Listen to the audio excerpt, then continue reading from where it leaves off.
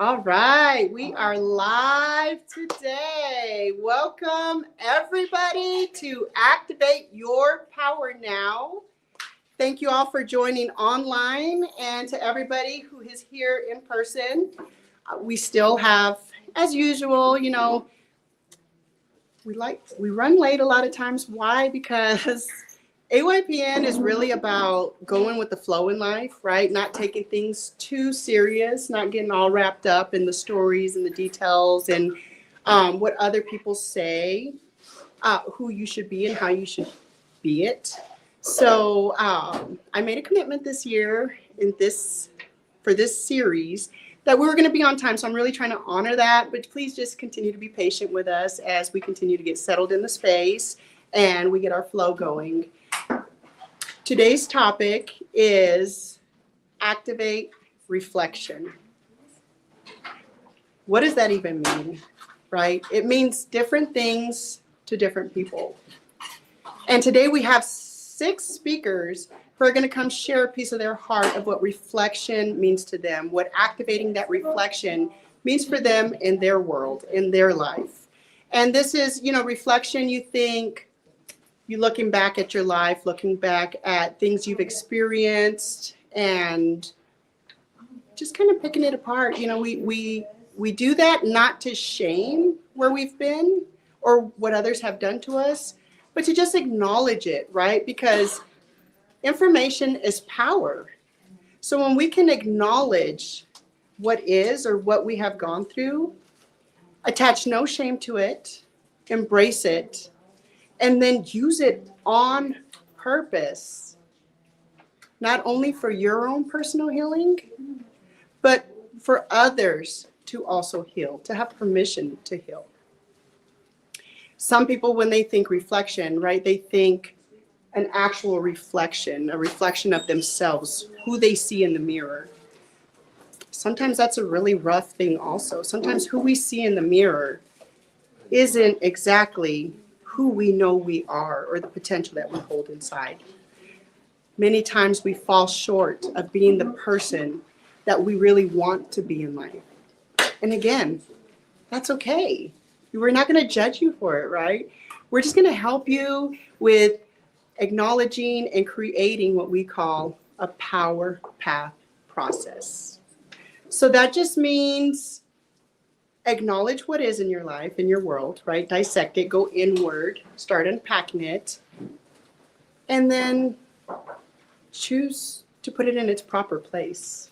Some things we hold on to for what we have going on today in our world. Some things we need to hold on to some things, right? Some powers that we have, that we've experienced, some lessons, and utilize it moving forward. But there's many things that we've experienced that just don't have a place in our life today. And knowing how to release it healthy is a very important part of healing. So again, welcome everybody. Activate Your Power Now 2025 series. Today is Activating Reflection, and we're ready to get started. Our first speaker, and please also be patient with me, healing from a chest cold, but I'm here today. Our first speaker is Amy Lee, and she has something very special for us today.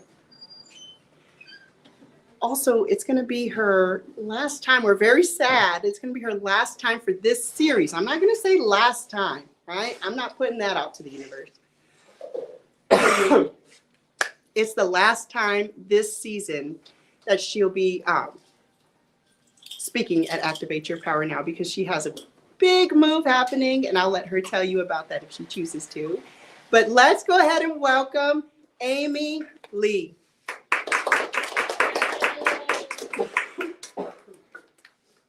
Hi, y'all. I'm so glad everybody's with us today, here in person and out there in virtual land. Much love to y'all. I get to speak today because someone else couldn't be here.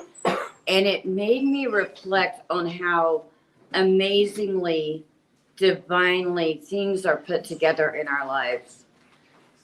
When I was here last month, I hadn't planned on moving to Florida, and I am moving on the 9th of June.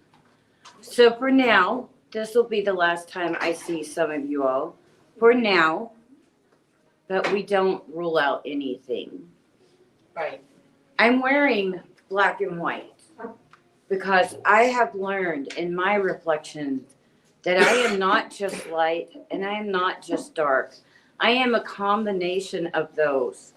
And that is how I can make a difference because I own my darkness, my imperfections, my struggles, just like I own the fact that I can be love walking as much as possible. And that is how I want to be. That is how I want to show up in the world. That is how I am able to appreciate all the minutia that comes together to make this wonderful thing I call a life. And I love it here. I have done so much growing, so much healing here in KC, and part of me is in mourning. And I accept that too, because this has been a very special place for me. But you know what? I'm going to Florida to help my mom, my birth mom, the one I haven't had a relationship with very much at all throughout my life. And it's been difficult because I didn't understand how a mother could just let her children go.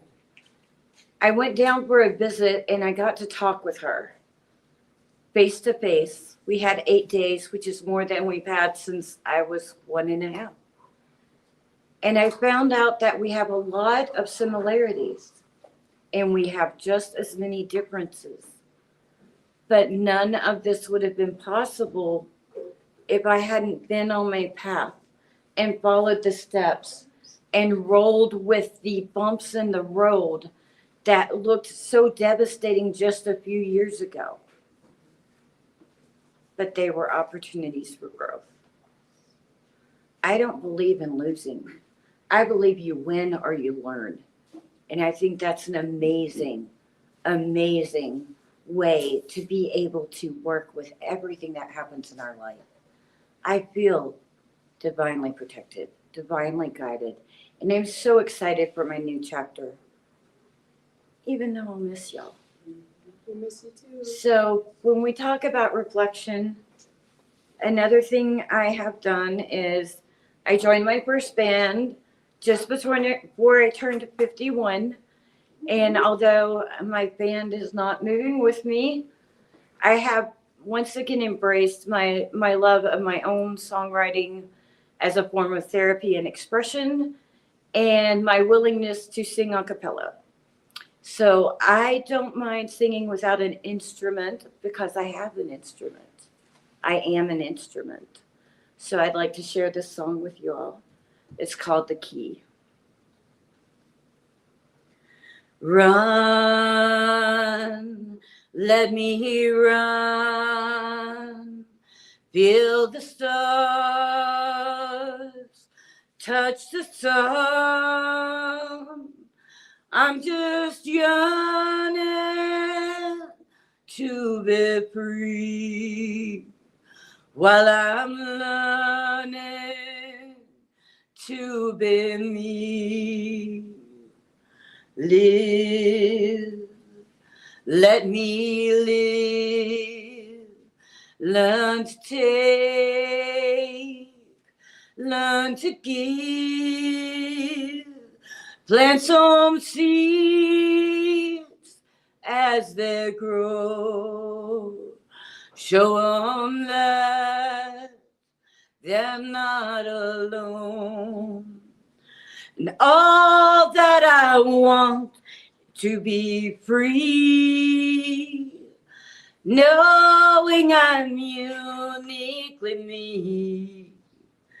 Life is beautiful, love is the key to hope, to joy, to peace.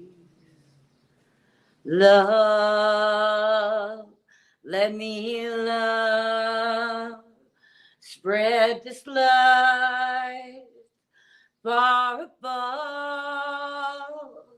far below, inside between, where it glows, it's always been. And all that we need is to see connection between everything. Life is beautiful. Love is the key to hope, to joy, to peace. Love is beautiful. We are the key. Give hope, give joy, give peace. Thank you all very much.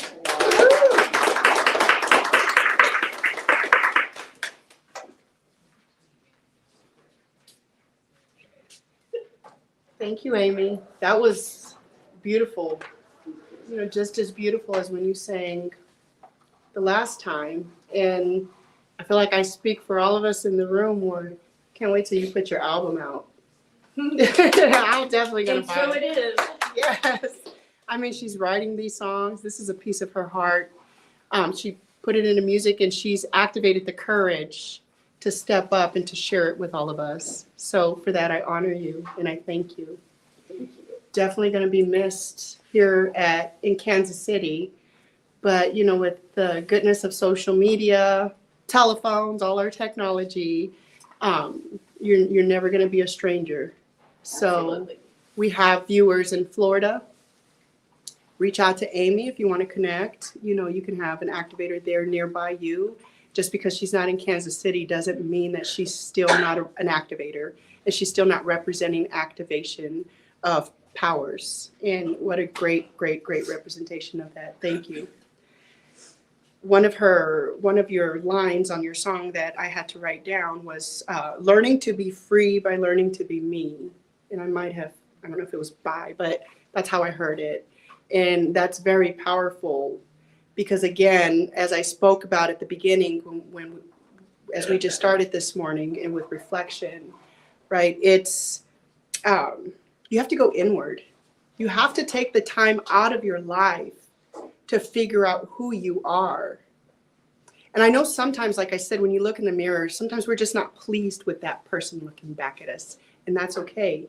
Take the time, right? Become a part of a community who's going to help you to go through that process. Figure out who you are. Shed those layers. And what I'm hearing from you is as you went on that deep dive journey and started shedding, you found your freedom. Absolutely. So that's what we want for all of you. That's my story too. And that's what we were created to do. We weren't created to be entrapped by fear, entrapped by guilt, by shame. We're here to be free, right? This is our life. This is our experience. Why do we shrink and why do we bottle ourselves up, right? I know why. Because life hurts. Life really does hurt, experiencing hard things, and everybody does. So thank you, Amy. I'd like to introduce our next speaker. Again, no stranger. Everybody who you're going to see come through the series this year, for the most part, is going to be activators who have been activated within the past couple years. And they went on that deep dive journey and they're coming out on the other side now with this newfound freedom, ready to share with the world. And Heather is just that as well. She's been on the series. She's shared big pieces of her heart and she's back and she's ready to share some more. So we are so excited. Please welcome the motivational mentor, Heather Dawn.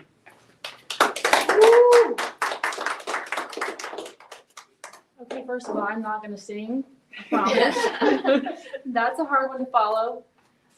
So it's been a hot minute since I've done this, so I'm not going to lie, I'm a little nervous. It's been over a year since I spoke, and this is pretty fresh, the topic I'm going to talk about. So When I saw reflection was the topic, I had to speak because that's what I've been doing for the past 7 months.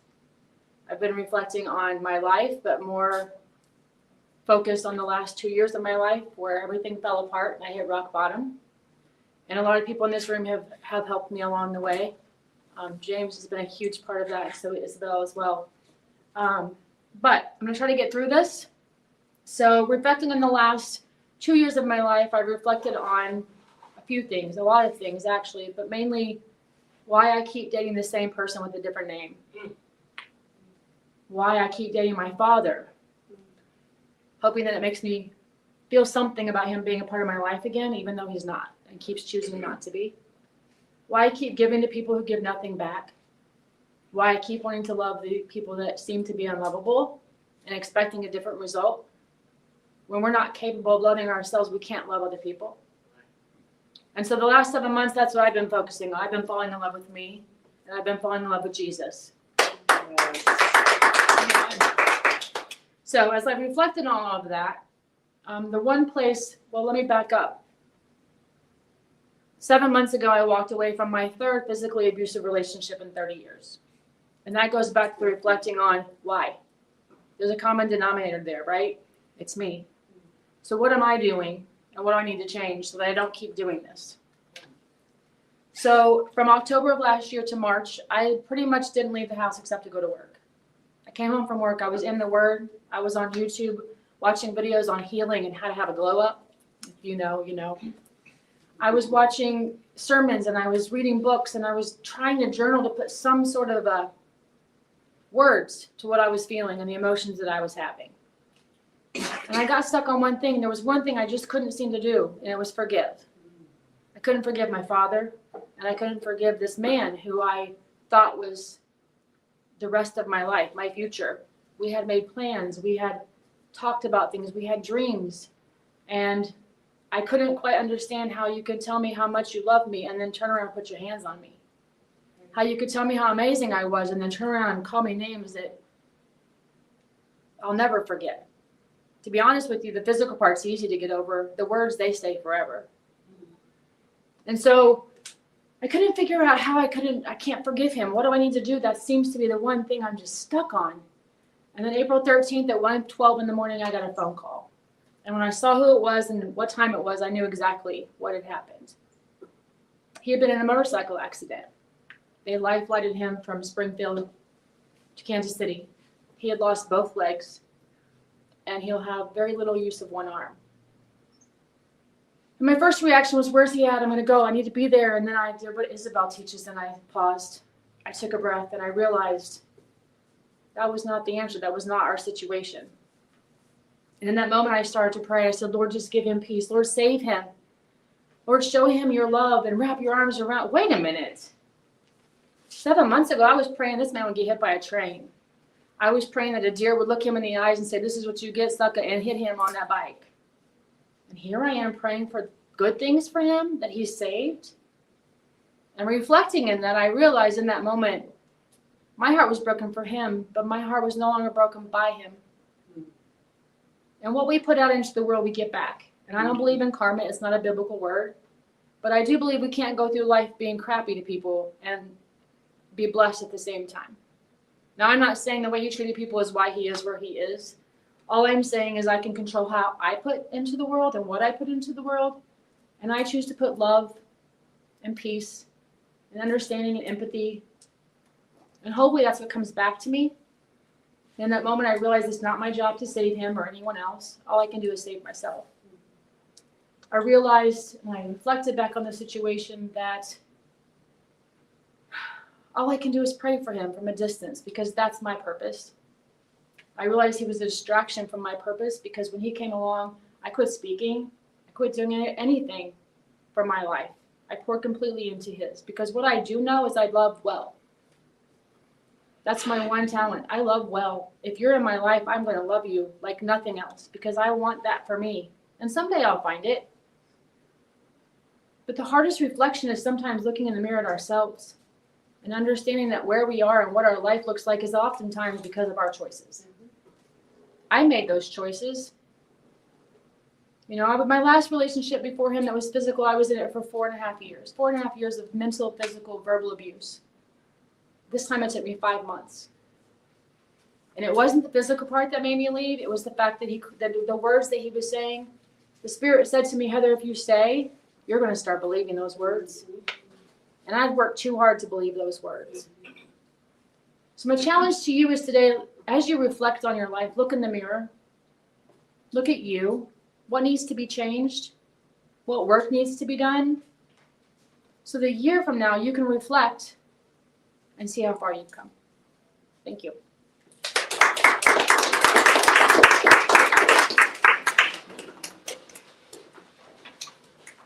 Thank you, Heather. Whew. Thank you.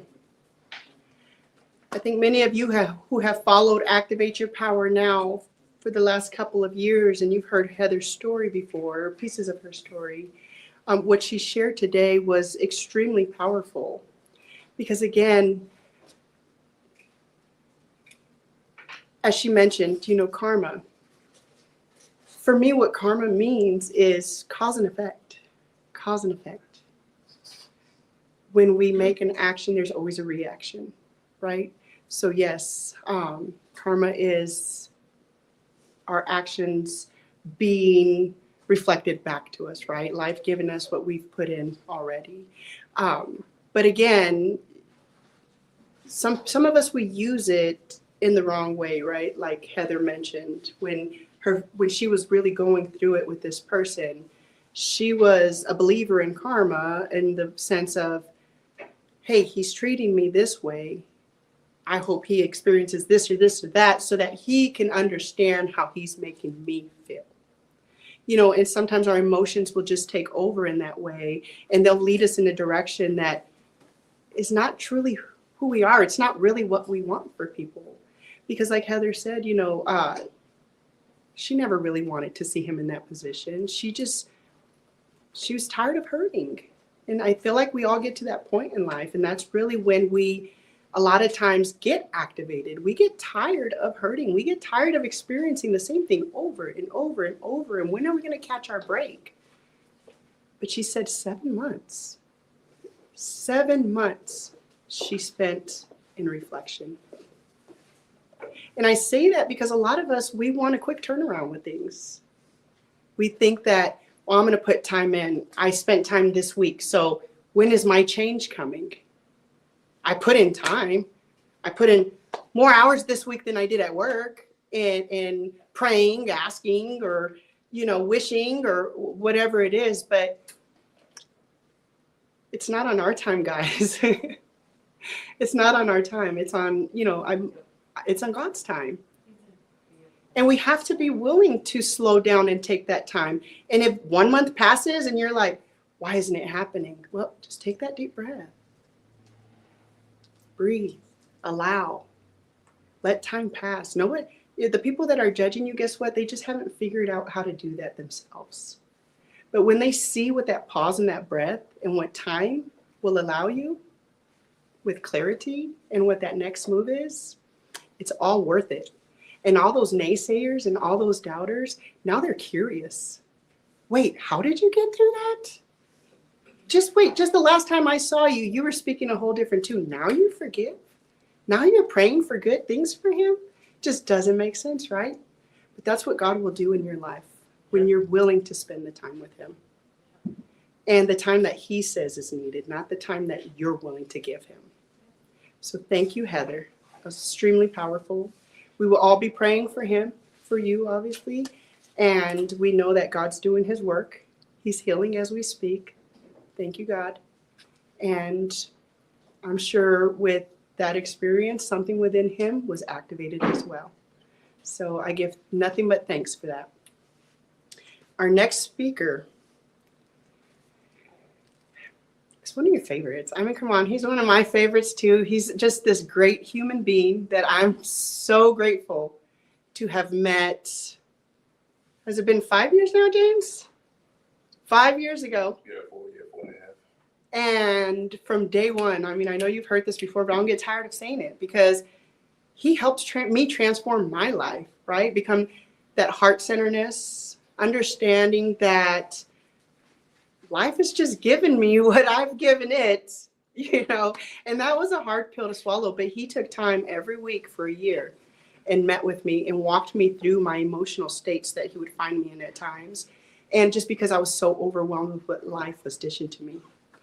And many of you have had the time to spend with James, and if you haven't, I highly suggest you reach out to him and you connect with him, because he is just a powerful, powerful human being and a very love-centered, heart-centered human being. So please welcome AYPN's co-founder, James Griffin.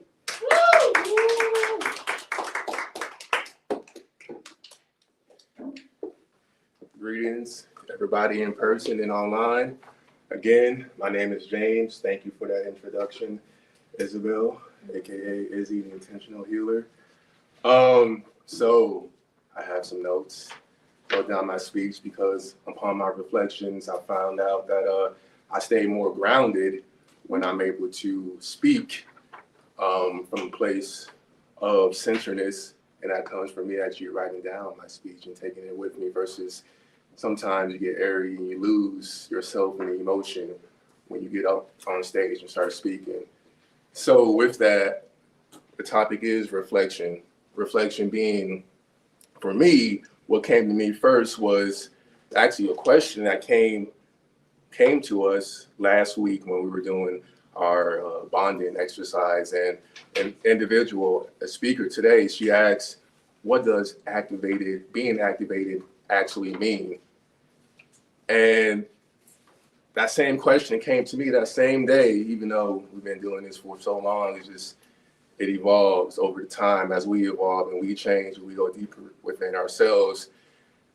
So the question that came to me, or at least the answer that came to me, was being activated, in my own words, means to bring light or attention, awareness, and the potential for integration and reconciliation with one's unconscious beliefs, habits, and patterns that tend to lead one into greater suffering and pain. So this process is titled in some circles as Know Thyself, but it's rendered through the virtues of understanding, service, love, compassion, among others.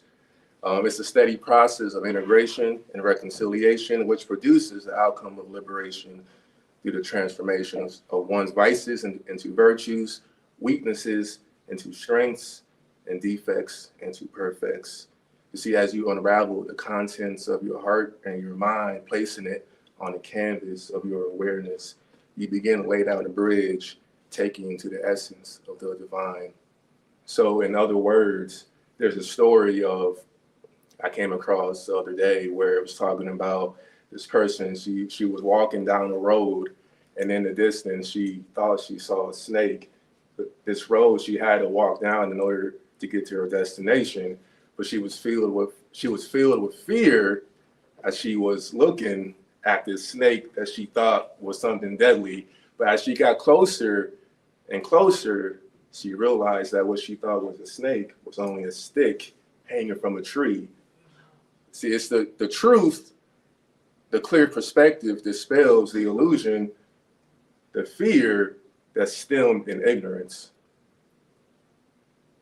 That's what it means to me to be activated, to see yourself, to see your illusions, and to actually see through the lens of truth.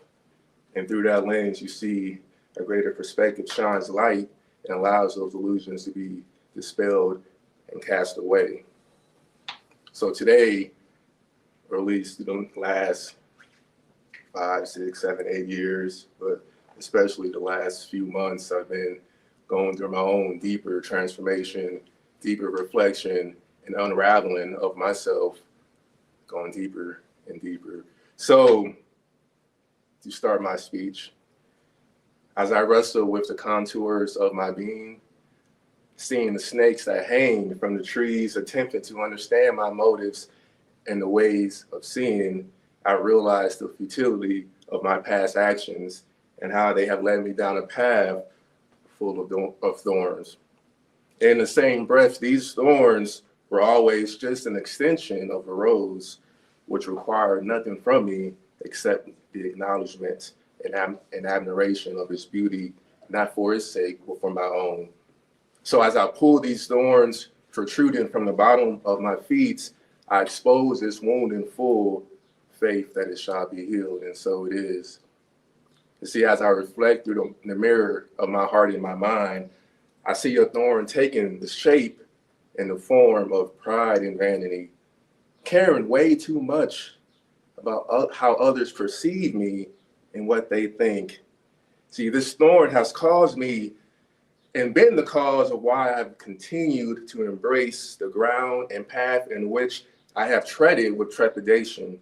In other words, it is what has kept me and at times presently keeps me from uncovering and sharing without eternal blowback the deeper complexities of myself out of fear of rejection and abandonment, a betrayal of sorts, a stab in the heart, but what is really being stabbed? Is it a protective shell around me? The ego, we like to call it, the mask? Or is it the essence that's within my true self, the light that creates who I am? So who is really being rejected? If it's not my essence, and certainly it's the mask, it's the shell, it's the identity that I call, or I've been called James, whether it's James Griffin, the name I was born with, or James Love, the name I've taken on, or other names I've taken on over the years, the titles, the different labels that I've used to protect myself, along with protrude myself further into this life. But this ignorance of identifying more with this shell versus the essence within has led to the continuation of propagating this belief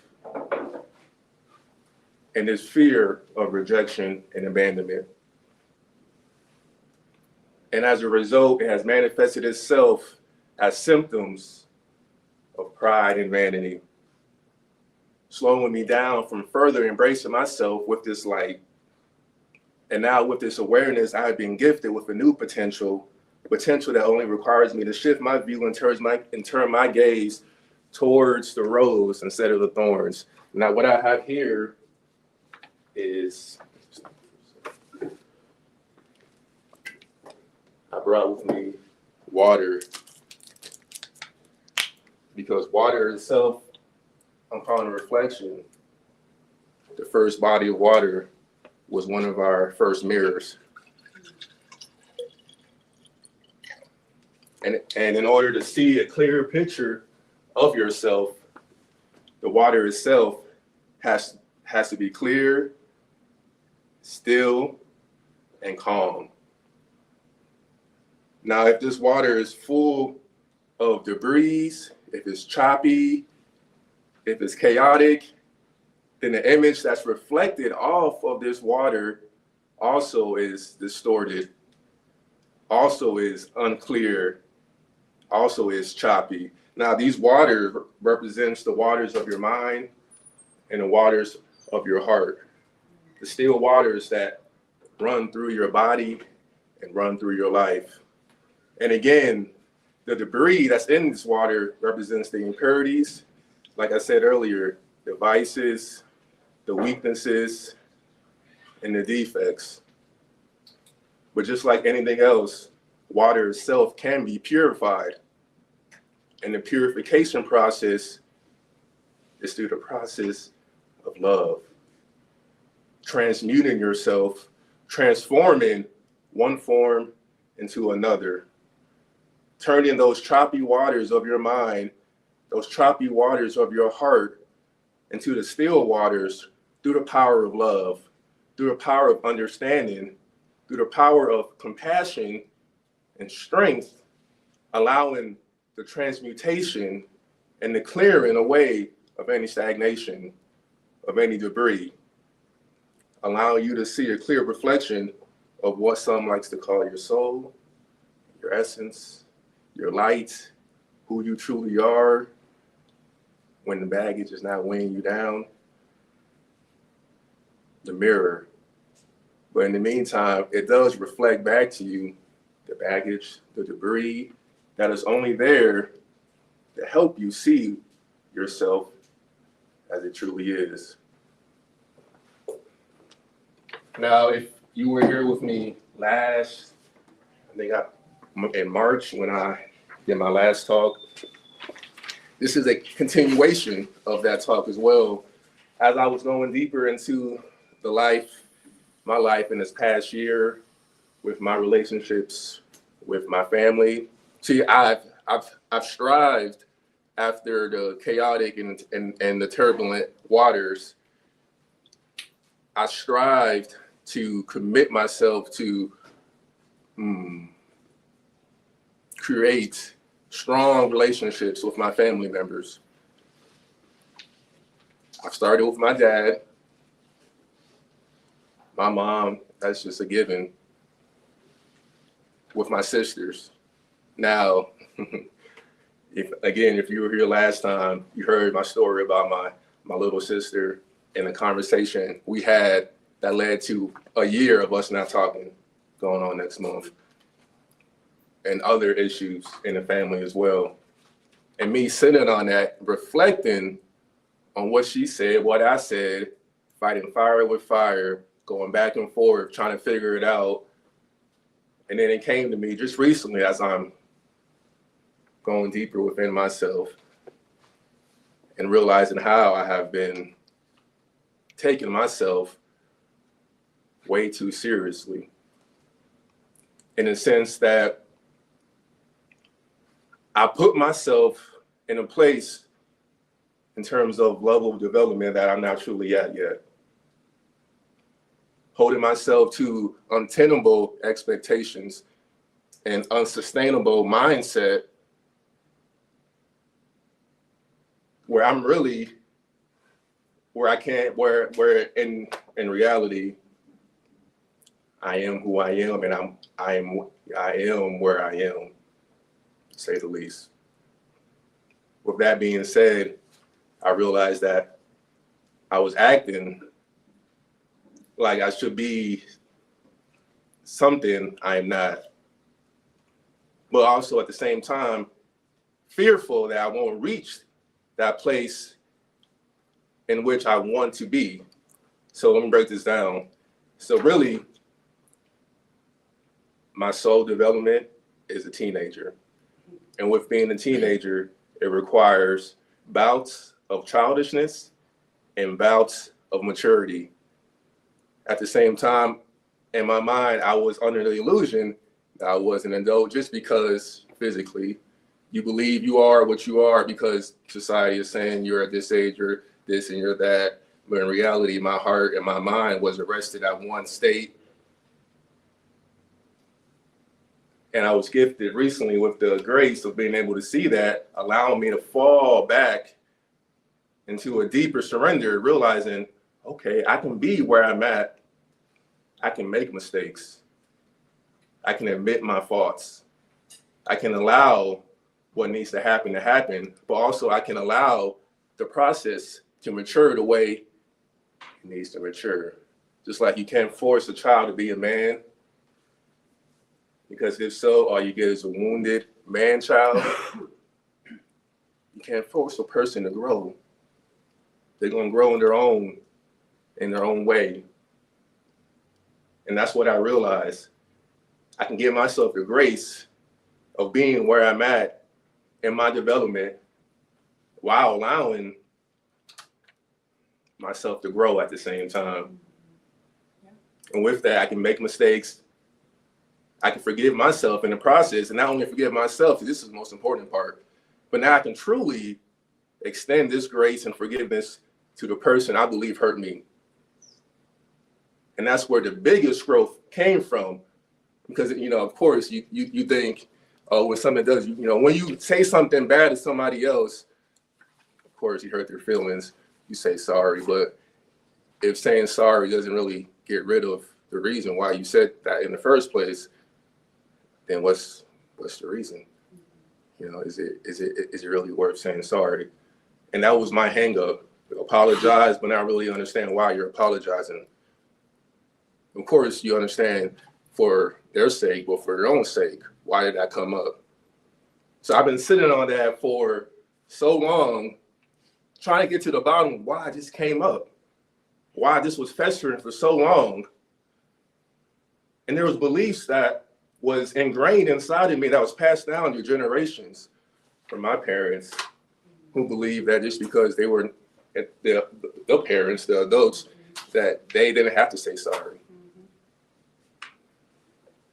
That saying sorry was a admittance, projection of weakness. And I realized that was in me. As the older brother, I'm like, you have failed to realize everything that I have sacrificed, but then I'm propagating the same mindset my parents done to me. So now, in essence, I'm just continuing the same cycle going through generations. So through this, I realized that in order for me to break the cycle, I gotta understand the cycle, see the cycle for what it is, transform it, transmute it, let it go.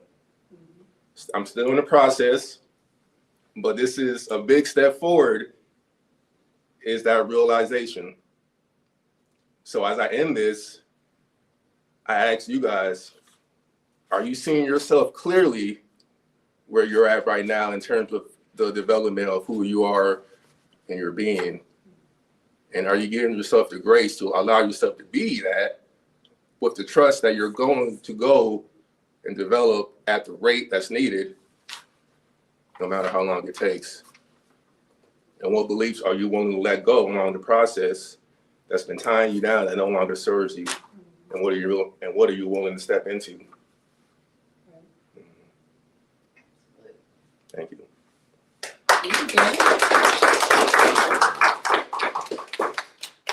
All right, we got to give it up one more time for James, because he always brings it. I'm telling you, powerful speaker, just a powerful person in general, and it is my honor to be serving humanity alongside him with Activate Your Power Now and all the other things that we do together to serve the community and serve humanity.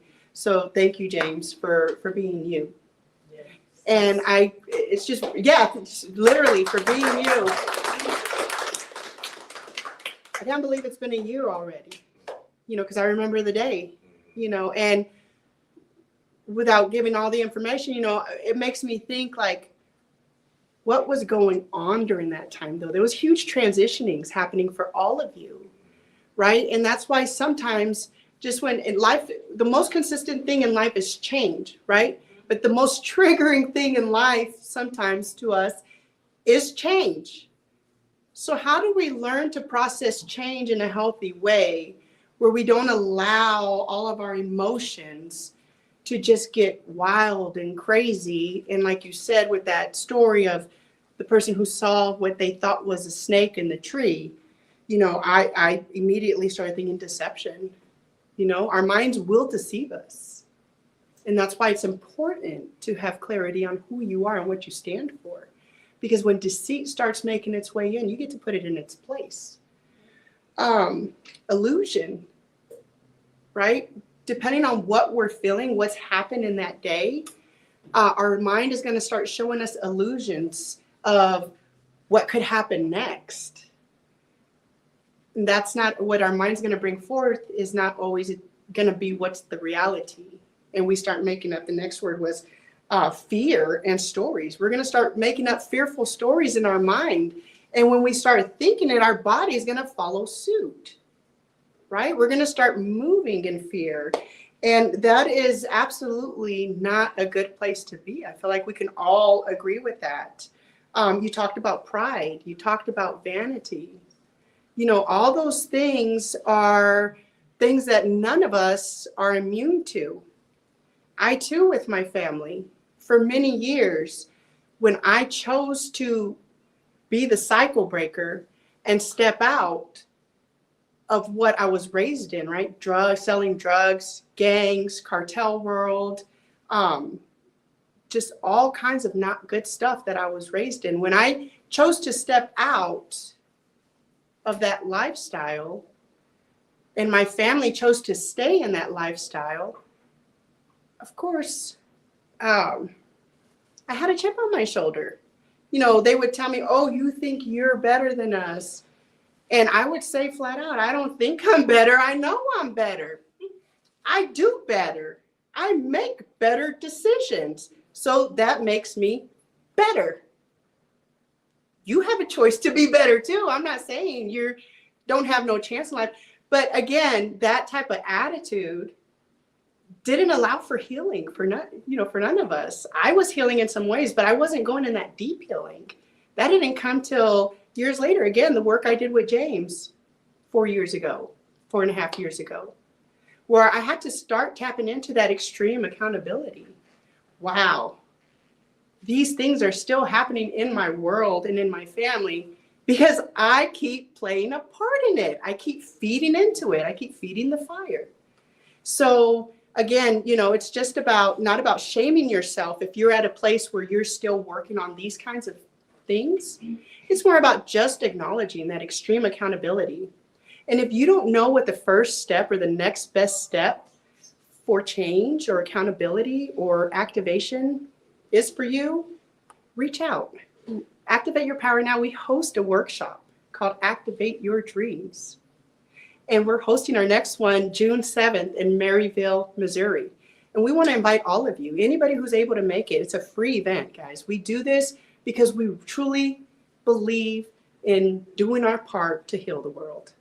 So join us and we can help you with taking that next best step, building that power path process, learning how to activate extreme accountability, learning how to release, as James said, you know, when you're releasing in life, it's easy to just say, released, done with you, don't talk to me again.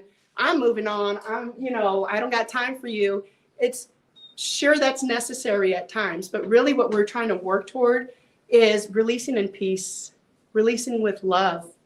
Because just because it is better or safer in some cases for us to have some space between us, doesn't at all mean that we wishing other people harm or bad things. It's send them off with love. Send these things off with love. Because again, cause and effect, what you put out is going to make its way right back to you. So thank you, James. Our next speaker is Miss Valerie.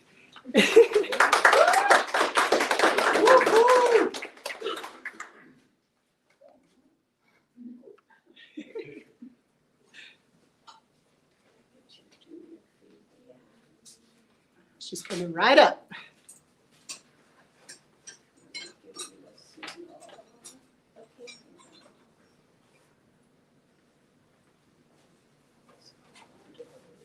Got it? Yeah. All right, take a deep breath. Got this here.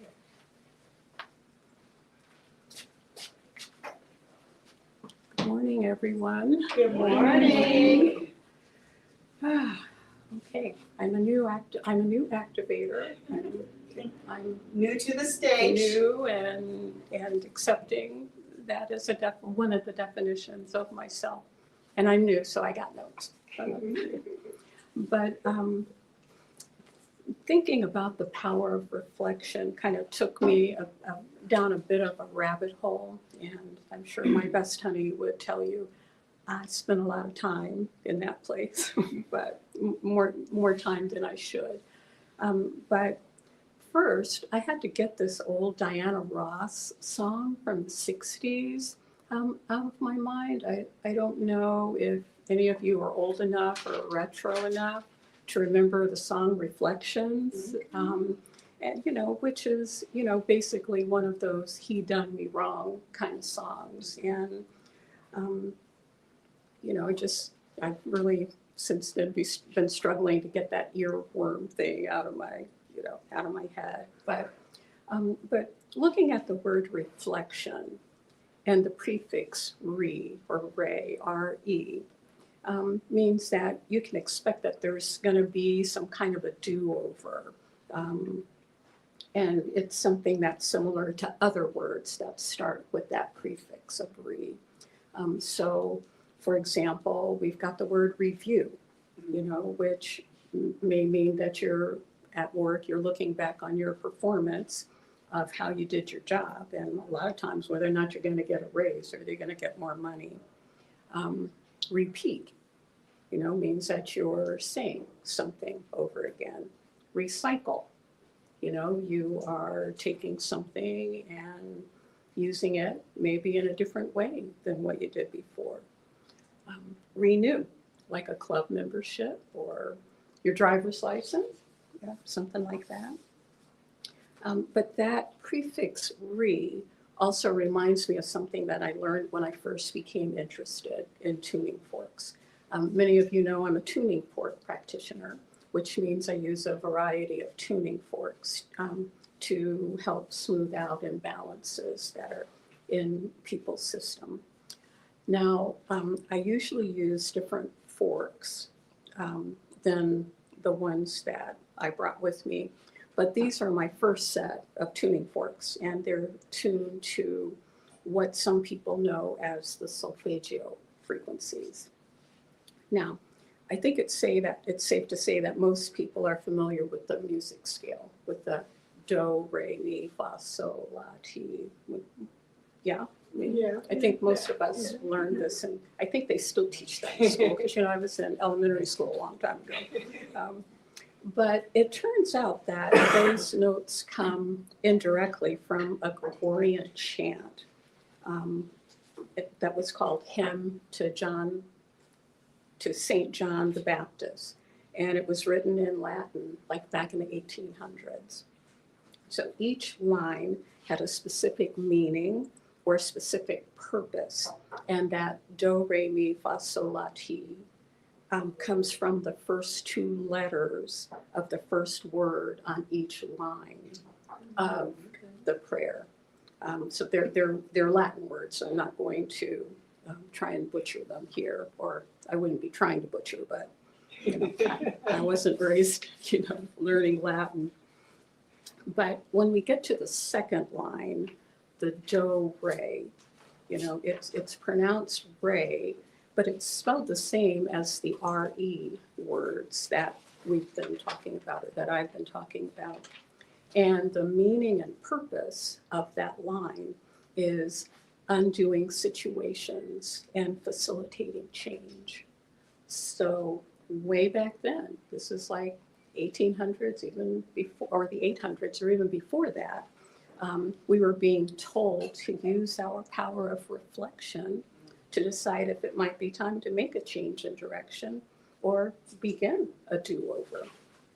So re, that the do, re, mi, the re, is also associated with the second chakra and the color orange, which is why you can't see down here, but I've got this bright orange skirt on, and a certain frequency. The frequency is 417, and it sounds like, it's above here.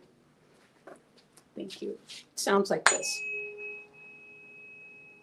And if you want to play around with those, it's a very soothing tone. And again, as I said, if you want to play around with my forks, I'm okay with that. Thank you, Miss Amy. So as I was sitting at the light coming here, because when you're running late, you always get all the lights.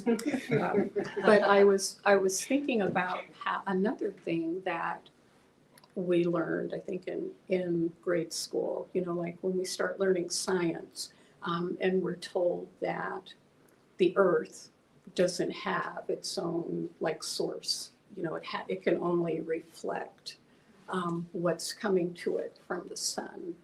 And I really do think that that's kind of a limiting way to look at the world, to think, and I think that a lot of times we're miseducated about that, especially as women. We're taught that we have to, we have to have the sun, we have to have a relationship, to validate us, to to make us shine, you know, and not that we can, that's not necessarily something that we can do on our own. And I don't like that. So, what's that? Exactly. But one of my favorite quotes comes from a Persian mystic named Rumi, who lived like back in the 1400s. And Rumi said, "You are not a drop in the ocean. You are the ocean in a drop." And I love that quote because I truly believe it reflects the truth of who and what we really are. And it's something that thought is something that transcends cultures and reaches across, you know, all people wherever they live on the earth. So I'm reminding you, or I'm reminded, I guess, or suggesting, kind of like Rod Serling, another thing from the past, like submitted for your consideration. I love that. But you know, going back to Rumi, and you're the ocean in a drop, and whether you call that ocean, whether you call it God or Allah, Great Spirit, the Most High, Baha'u'llah, Jehovah, all that is, it doesn't matter. I'm reminding you, I can be kind of corny too, that your power of reflection is always there to drive the changes. It's the fuel, it's the, you know, that it is something that comes within. It doesn't have to be reflected from the sun. But that power of reflection is always there to drive and fuel the changes that you are determined to make in your life. So, thank you for listening.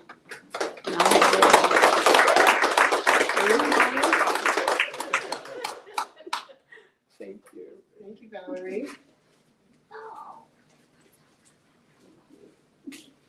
And this is one of the great things that I love about Activate Your Power Now is we just have a whole spectrum of ways to express, right? We all see the topics and what we're speaking of in a different way, and we bring it to the table in a different way. And that was extremely genius.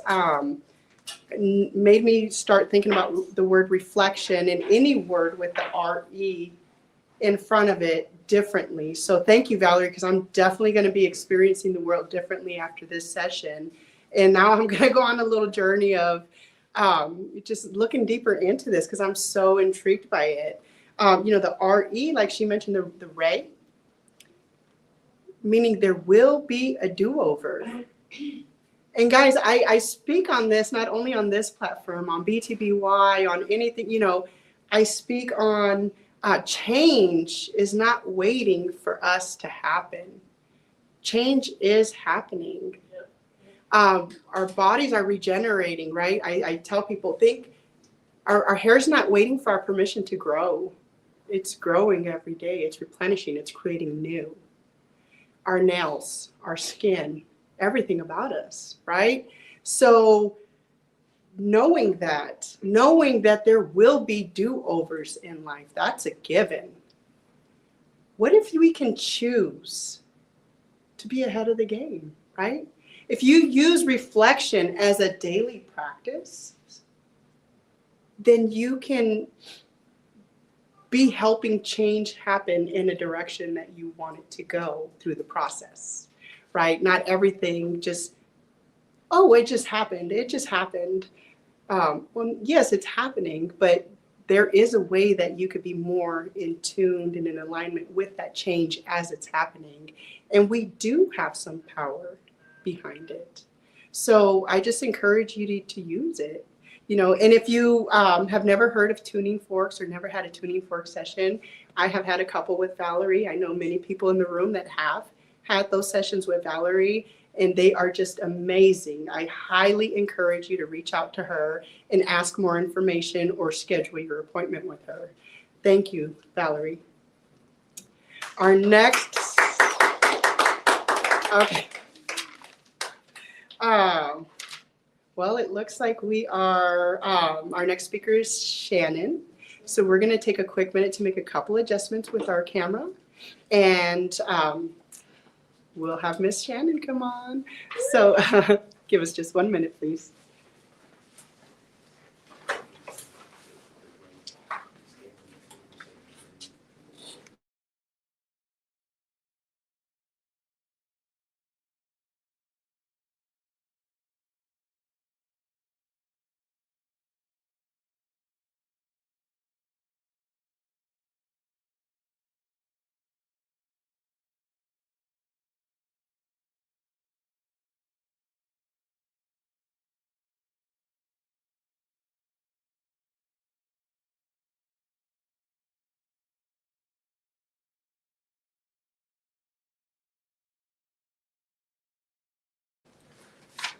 All right.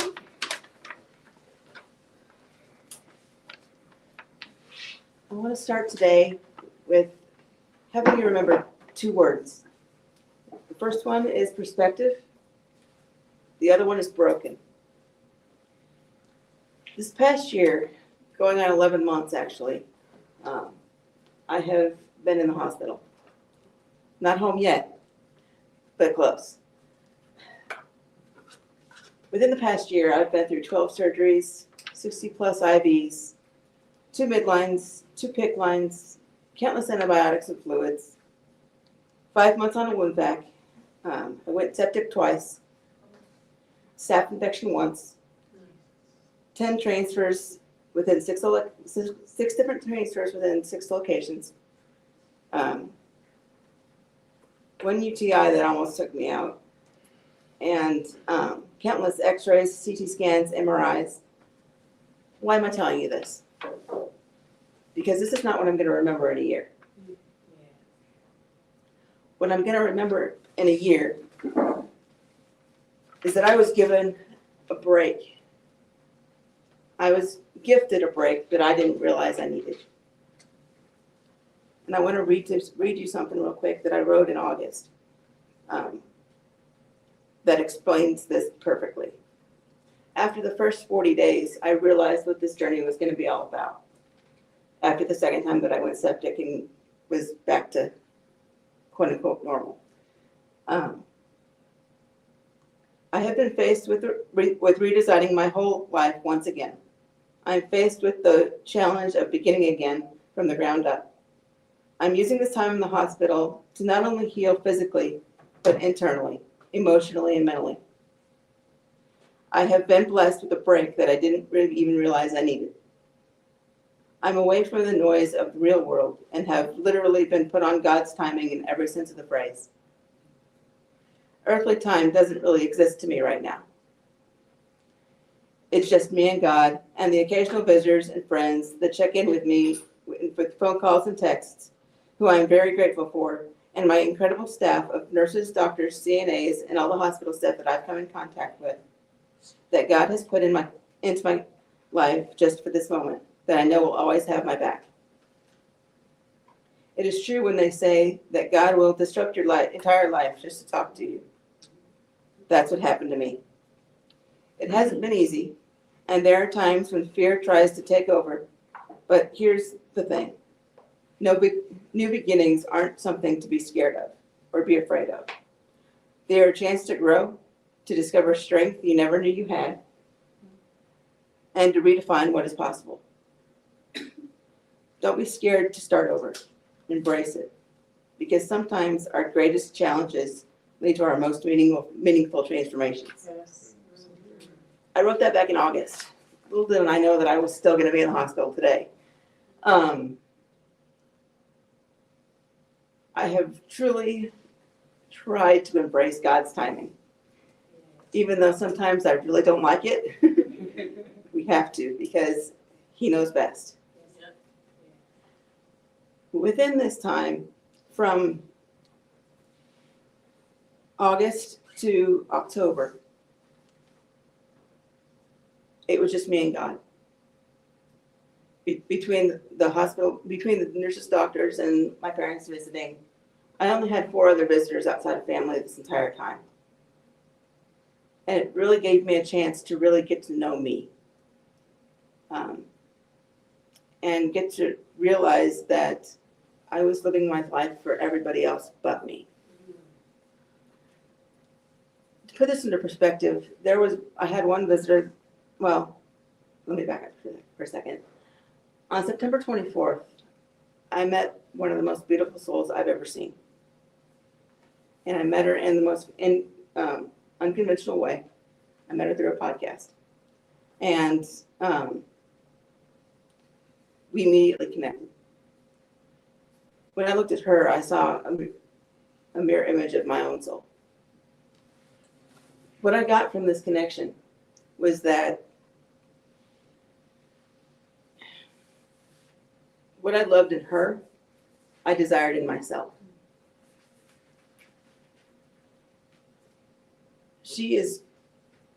We're basically on the same paths, but during our conversations, we mirrored back our words to each other. One day I was off, she was on. When she was off, I was on. And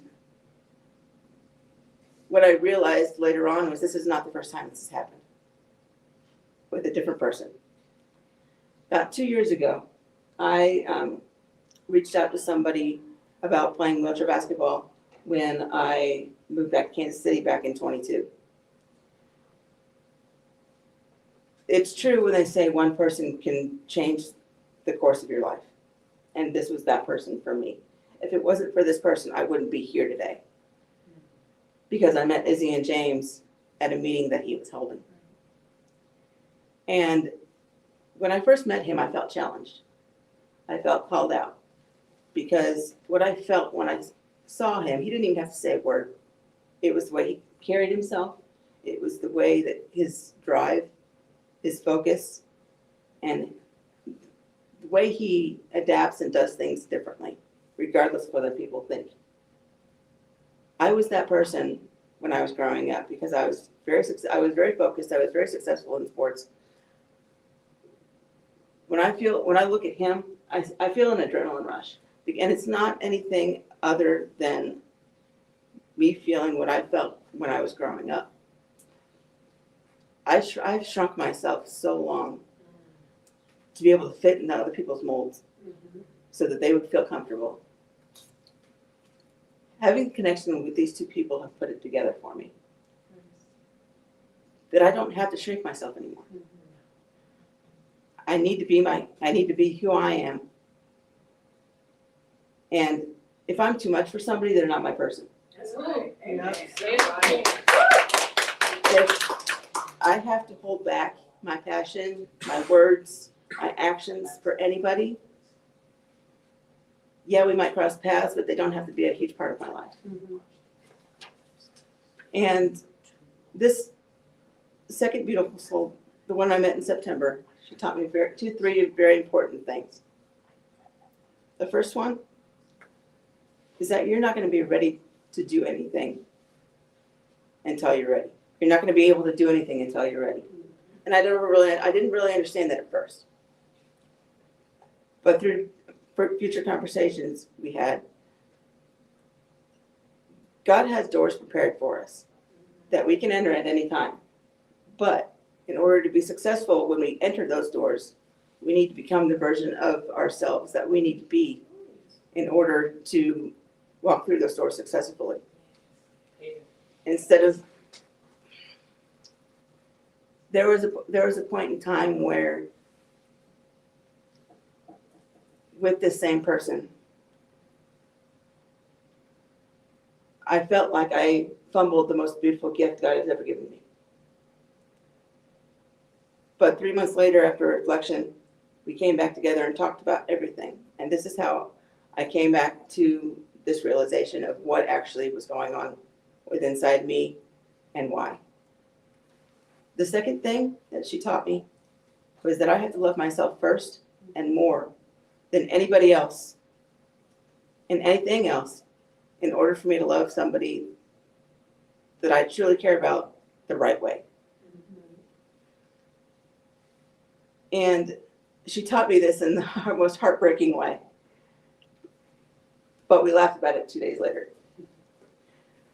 We did we did a lot of video calls for like a month and a half, and we always usually ended it with "I love you." One night I ended it by saying "I love you," and then without skipping a beat, she said, "I love me more. You're beautiful." My heart hit the ground and shattered into a million pieces because I didn't know what the heck she meant. But once I was able to pick my heart off the floor and put those pieces back together, I asked her what she meant. And she explained it to me. This is the way I interpret it. Nobody deserves to be poured into from an empty cup, including us. If we're not pouring into ourselves, because we're not guaranteed that anybody will pour into us like we need to be poured into, we can't pour into people that we love unconditionally the way we need to and the way that they deserve. So while that statement sounded selfish at the time, it wasn't. She was modeling what I needed to do for myself in order to show people how I deserve to be loved. And so I can love them the way that they deserve to be loved. The third thing that she taught me is how beautiful being broken can truly be if you let it. This past year has been a roller coaster. And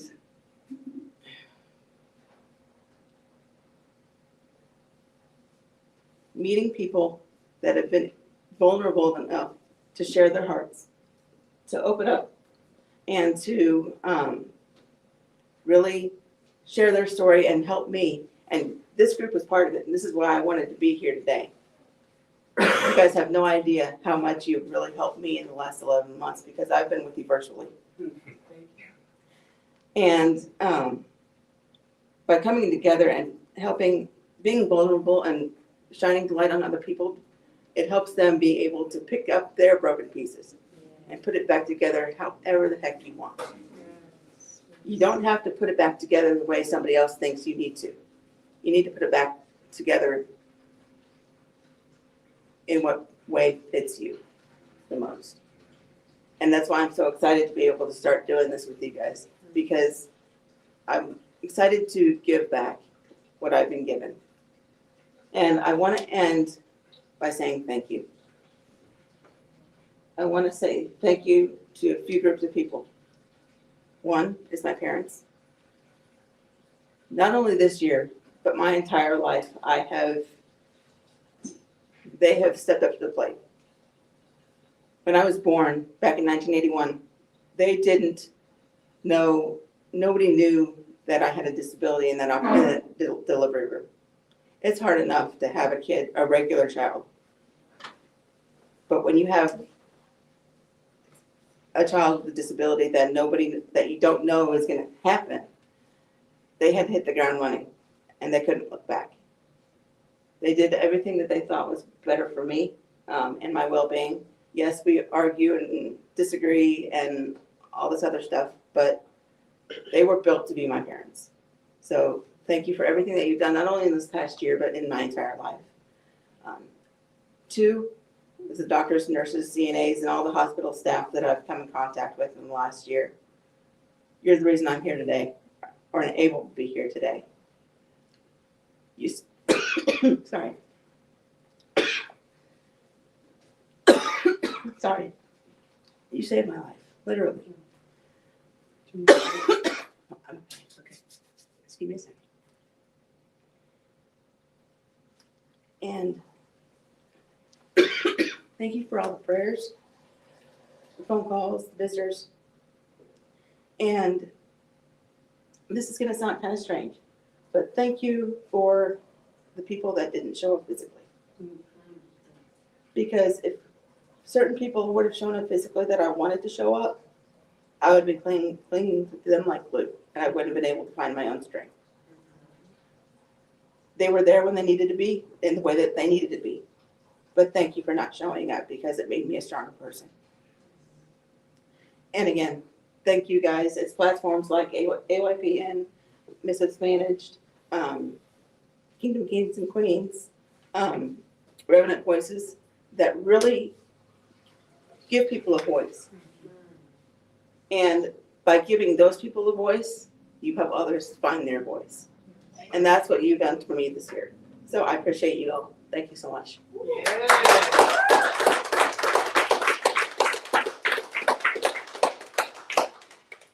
Thank you, Shannon. And let's give it up for our brand new courageous activator today.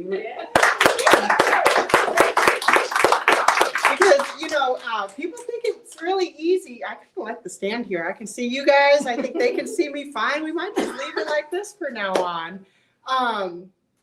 But people think it's real easy to come up here and share very vulnerable pieces of yourself, your story, your experience. And I'm here to tell you it's not. We're on year 4. This is our 4th series.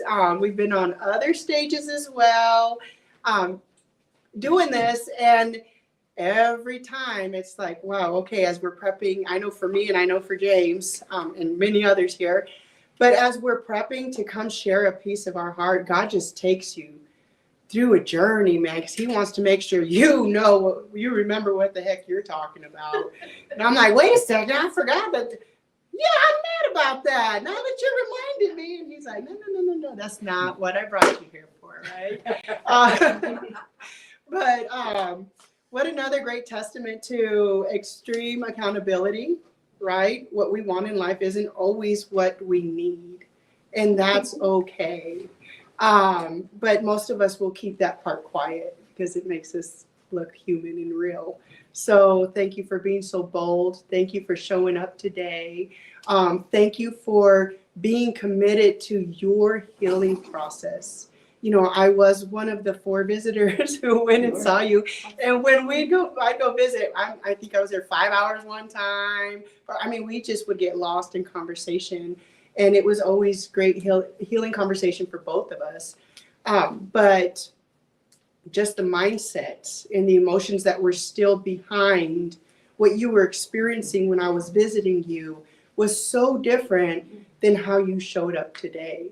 And for that, I honor you and I give you kudos. And what a great example of what activation looks like, right? It doesn't mean life's become easy. It just means how we process it and experience it looks different. It looks a little more peaceful and a little more purposeful. So thank you.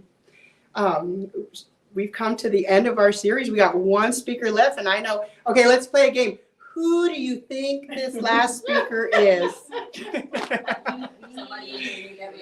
We always close with our queen, the healer of queens and kings, an activator who's been here, who's helped many people with their release process and more. And of course, she's a big part of our leadership in our workshops. So she's going to come, she's going to tie it all together in a pretty little package, and then she's going to dump it on you because you're going to feel it.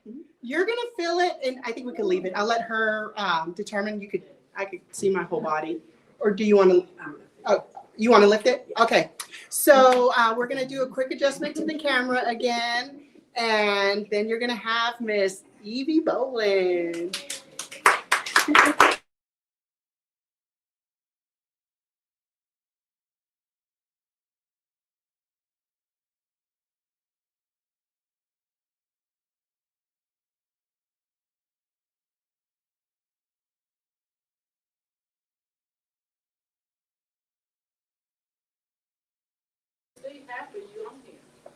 That's why I said that. Yeah, I think You could only see half of me? we saw you, but it was kind of tilted. Oh, okay. So, Okay. like you were like, Here's Evie.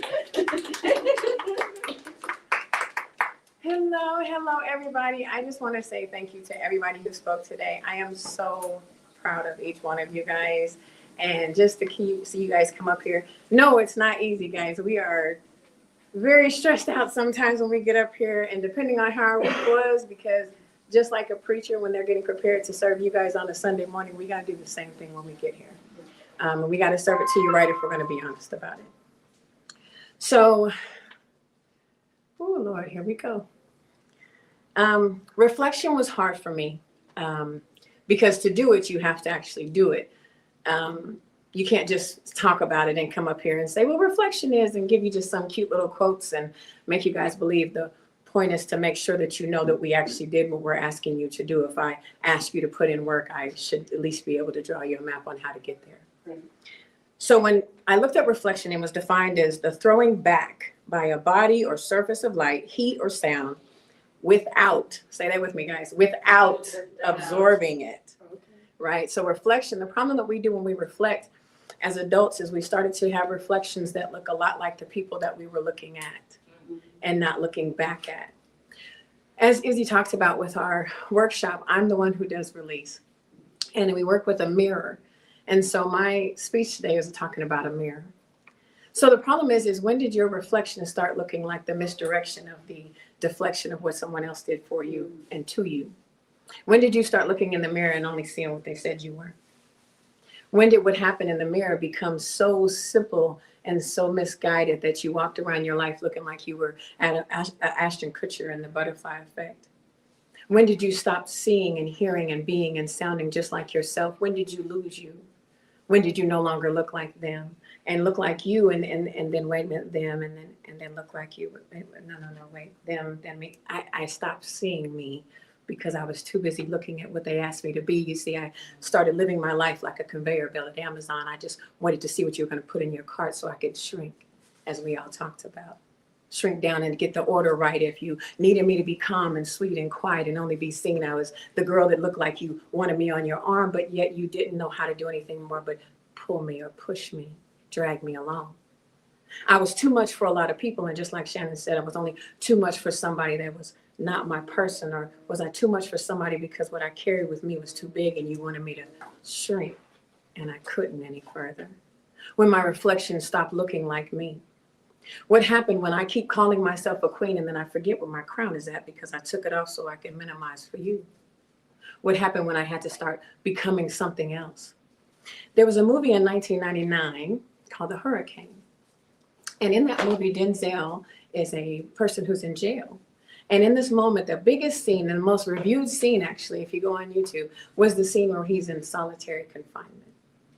Shannon just kind of expressed some solitary confinement. We've all had to go to times of solitary confinement. James's speech, he spoke about solitary confinement. We've all given you dates and months and how long we've had to be in solitary confinement. But the problem that happens in solitary confinement, if you don't take the time to actually unpack it, is that you begin to do the things like in that movie when he started seeing a smaller version of himself that seemed almost childlike and crying in the corner. And then there was another version of himself that seemed very aggressive and was ready to fight anything that moved. And then there was him sitting in the middle, not knowing which one of these things were the reflection of himself, because I've already been that person and I had to be that person. And here I am sitting here trying to birth a new person. And yet I've been in labor for 20 years because I forgot that I was giving birth to a new me. What happens when we forget who we are, when you stuck yourself in solitary confinement? When prisoners are in solitary confinement, the only person they see is a guard. Nobody likes the guard, right? So the only person you see when you're locked in a cell with only you is someone who doesn't like you anyway. Now, has anybody taken the time to think about their life and see how long you were in those relationships with somebody that didn't like you anyway, or that friendship that somebody didn't like you anyway, or those children that at plenty of times they don't like you anyway? What happens when we get so stuck in those not like you anyways that you forgot who you were anyway? What happens when you're no longer the reflection of yourself? What happens when your name almost seems foreign to yourself? Because no one calls you that because you have adapted to what they said you were. Shrink. Be quiet. Girls are to be seen and not heard. You're supposed to look like this and be a Barbie doll and be used and abused and misheard. But that's not me. I started looking in the mirror and I forgot who I saw, but then I woke up one day and realized she's gotten older. She's got gray in her eyelashes. She's different. What happened to her? She's no longer the reflection of what they told me I would be. I was told I'd be good for nothing more than on my back. I was told I would be good for nothing else. I was told that it would be better if I died. I was told that my children would be better without me. Because of the hateful rage that was inside of me, I learned to tame it. You see, I started trying to find the reflection of me. I went through many days and times trying to figure out who I was, but I can become a chameleon if I choose. I can blend. I can blend in and pretend.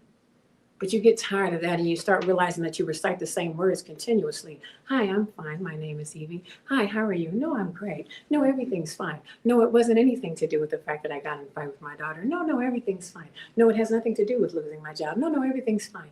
Because we're so busy at everything's fine that you actually start enjoying your chaos. You get so fine that you start reflecting your pain. Your pain actually becomes a close friend, and then your love and the ability to become better and heal always seems out of reach. Why is that?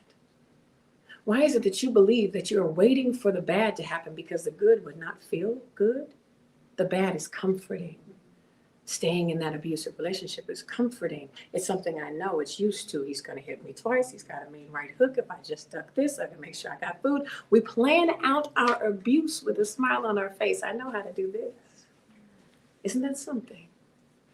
We've gotten so comfortable with pain, so comfortable with sickness, so comfortable with hurting, so comfortable with a reflection that seems to make us look insane. Why would we do that? Denzel looked insane in that video. He looked insane in that movie, and yet he found the most clarity at the end of his insanity. He came out of prison and became a better person. It's actually a true story about Ruby Carter. But we don't think about that because real people don't go through anything. We're all supposed to look pretty. We're wandering around here walking around life not understanding why no one likes us. We've been so used to social media that apparently I'm supposed to get likes, right? You can't not like me. I have to chase you down and find out why. You don't not want me. You have to find out why. We beg for people to love us who said they loved us once. Why? If you've outgrown me, if I'm too much, if you don't anything, why not do this and get out the way? Because they weren't meant for you anyhow. Why do we stand here and say, but please, reflect on me? Why are you so comfortable with the shards of the leftover person that left you anyway? And now you're still reflecting what they left behind. You're not a broken mirror, and yet you've given yourself 7 years bad luck of ignorance because you decided they were reflecting on you. Why are we so quick to quote the superstition of 7 years bad luck and won't give ourselves any love to heal from those 7 years? Why can't you be better? What's wrong with that?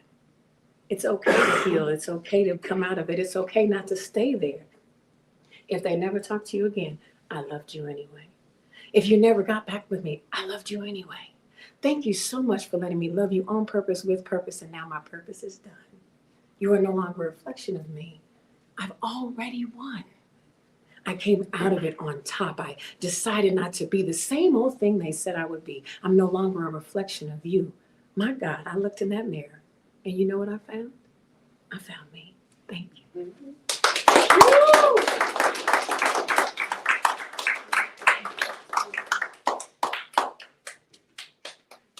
I mean, enough said, right? What else needs to be said after that? She just has this beautiful way of just allowing God to flow through her and use these words and tie it together and make people feel seen, heard, and acknowledged.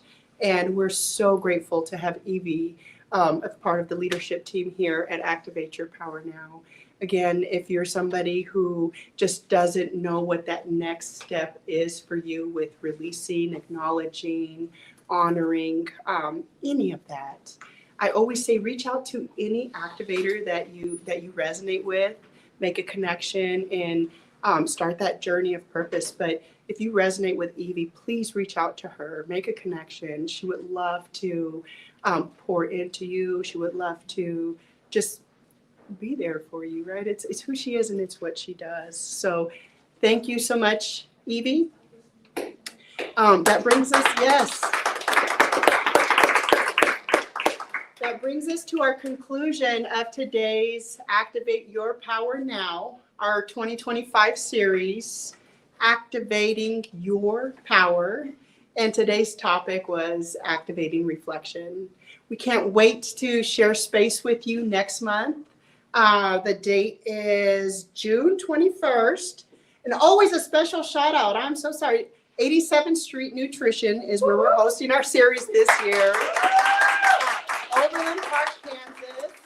Come check them out. They have the great new hydration teas, Energy teas, protein shakes, protein balls. I mean, they have what you need. So come check them out, Taya and Sarah. But next month's event will be here June 21st, and it's activating forgiveness. So the flyer will go out by tomorrow. You'll get to see our great lineup. We have some powerful people coming on, and we've touched on the topic of forgiveness before, and it's pretty deep. It opens right. It opens something up that a lot of us get stuck in that phase of forgiveness, right? And again, it's typically because we just haven't fully learned how to forgive ourselves, right? And when we hold ourselves to that standard, it's just impossible to give that grace to the person next to you. So that's what we like to practice, is just that self-forgiveness, that self-honoring, and by a natural result, you start honoring the people around you differently as well. So thank you everybody for tuning in online. Thank you everybody for taking the time to be here in person today. And it has been a wonderful, wonderful, wonderful day. Make the rest of your weekend great. Peace.